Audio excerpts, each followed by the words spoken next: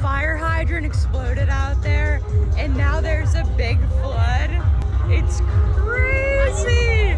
And Naima's about to play right over there. People don't want to walk through it because it's high-key kind of deep. But Diplo's playing right over here. Anyway, nobody warned me how beautiful the desert is. Or how beautiful Coachella in general is. Because the sunsets in the mountains and the palm trees have been so awesome. Is it that sweet? I guess so.